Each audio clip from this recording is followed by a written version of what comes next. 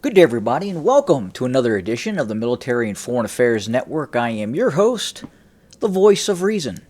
Today, we're continuing our ongoing coverage of the war between the Russian Federation and Ukraine. Now, today, the situation for Ukrainian forces is incredibly dire in the Avdiivka pocket. Now, this is not being reported on in the mainstream media whatsoever. Very little information about what is happening on the ground. And not just Avdiivka, other areas along the front where the Russians have penetrated Ukrainian defensive lines. Not being discussed. Why is that? Is it possible that the Ukrainian leadership is waiting for the Ukrainian political leadership is waiting for the new military leadership to commence new operations, plan and commence new operations? I don't believe at this point the Ukrainians have that capability, meaning counteroffensive operations, especially the likes of which was observed during the summer down in Zaporizhia. Furthermore, the omnipresent issue of not having an air force is very apparent. And it was very concerning for General Zaluzhny as his Zaporizhia offensive got underway, as Russian attack helicopters using advanced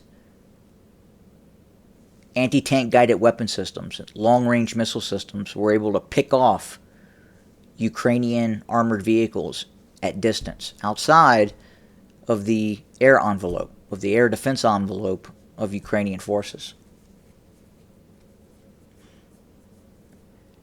Now, I imagine after the fall of Avdiivka, and make no mistake, Avdiivka is in the process of collapsing. Russian forces on this northern end of the conflict could, in theory, fire a laser-guided missile from a tank. The sniper laser-guided anti-tank system, weapon system. It's a missile.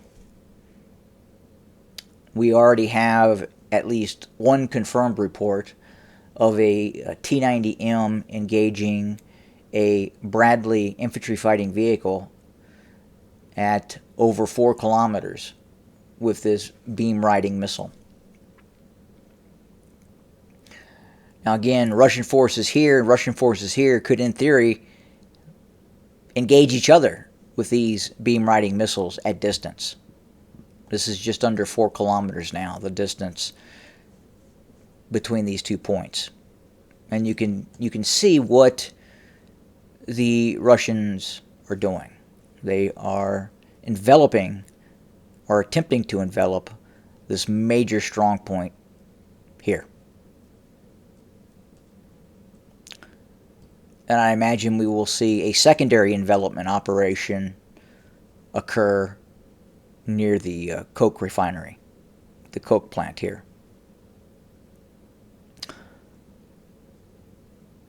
So we have seen fairly dramatic territorial changes over the last few days, much more aggressive in terms of what we have seen in the past. And just barely a week ago, as you watch the battlefield here unfold,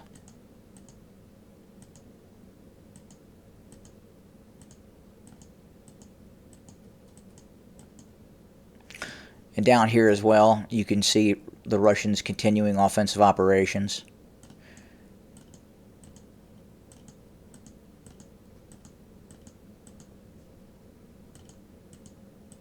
Now we're going forward.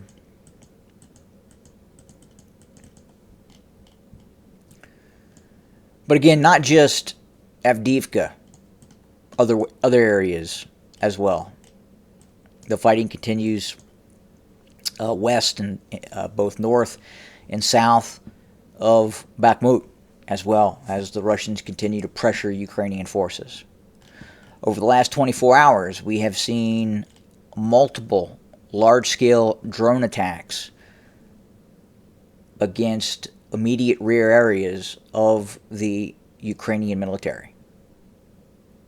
Anywhere from 40 to 60 Russian drones, these kamikaze drones, were launched against various Ukrainian strongpoints,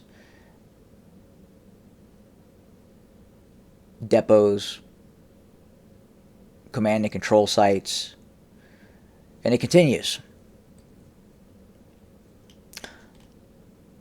So again, what options do the Ukrainians have? The money has been cut off. The supplies that once were flowing into Ukraine via the West, especially with the United States, have been greatly reduced. And again, I think a part of that is the United States, the agencies that are qualified to observe what's happening on the ground can see that this is becoming a no-win situation. They fully understand now that the Russians are fully committed to this war. In the early stages of the conflict, I would say year one minus, it was possibly thought that, at least within the circles of the Pentagon, the CIA, that if the United States, by assisting the Ukrainians, could bloody the Russians' nose severely enough in the early stages of the war, meaning causing great casualties,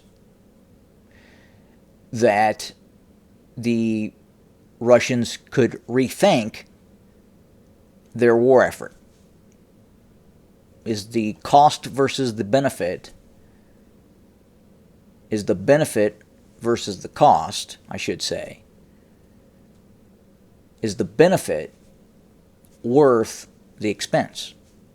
And obviously, the Russians, the leadership in the Kremlin, the leadership of the military, believes that the cost or the benefit is worth the cost.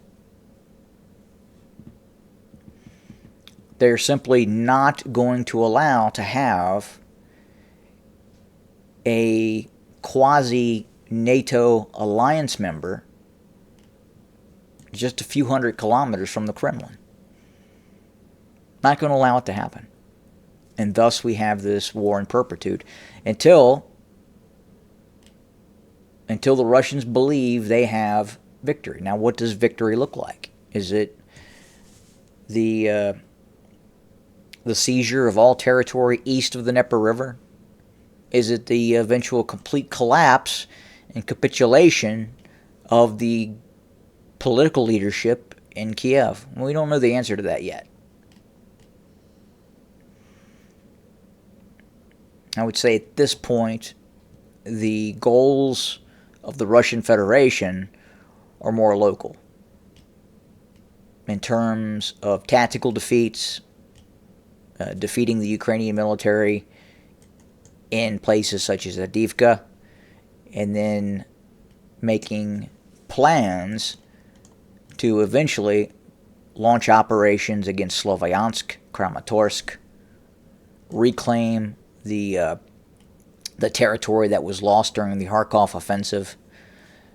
And at the end of the day, I think, at least in terms of the Kremlin perception, victory would have to include seizing control of Kharkov. I think eventually we are going to see Russian forces reassert itself south of Belgorod in the direction towards Kharkov. Now, obviously, there are going to have to be additional operations by the Russians, a renewed Kupiansk offensive, another operation towards Izium.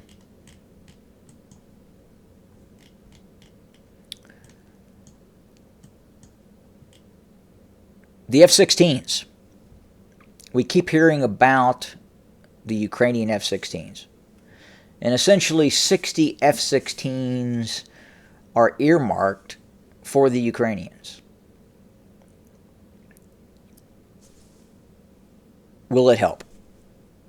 Will it help the Ukrainians?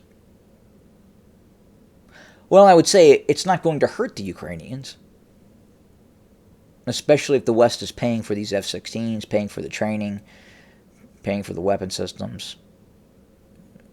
It will be a nuisance for the Russians. But the Ukrainians are going to deal with the same challenges the Russians are dealing with in terms of long-range air defense and the omnipresent situational awareness. If the F-16s get too close, meaning they cross, let's say, the Dnieper River, or they operate too close to Kherson, Russian S-400s, S-300s, the Russian MiG-31, the Russian MiG-31 with its long-range BVR missile systems have proven to be a incredible adversary both to Ukrainian aircraft and the possibility of deployment against Western aircraft as well. I think to this date, one MiG-31 may have been destroyed on the ground. There has been no case of a Ukrainian air defense system shooting down a MiG-31. And MiG-31s are used to launch the Kinzhal air-to-surface, quote-unquote, hypersonic missile system, semi-ballistic missile system. But those MiG-31s, the MiG-31Ms, BMs, are proving their worth. Standoff attack capability, very powerful radars. There has been some discussion as of the effectiveness of the air-to-air missiles that the MiG-31 fires. Is it engaging and destroying Ukrainian aircraft, or is it creating issues where these inbound air-to-air missiles are causing the Ukrainian pilots to crash their aircraft, trying to get away from these missile systems? However you look at it, it's doing what it's designed to do. It's clearing the skies of Ukrainian aircraft that do take to the air. And those F-16s, again, are not low observable stealth type aircraft. These MiG-31s, the ground-based S-400s, the S-300s, are going to be able to engage these F-16s. So the Ukrainians may be able to operate in western Ukraine with the F-16s. But in terms of flying east, operating near Kiev, operating closer to Crimea, operating on the eastern bank of the Dnieper River, it's going to be essentially a no-go zone for these F-16s. It's going to be very difficult in that environment for those aircraft to fly. So is it going to change anything on the ground? Probably not. Probably not. So that's where we stand for today. We will continue to cover. We will continue to report. Thank you for joining us. More to come very, very soon. Enjoy the Super Bowl. Have a good day.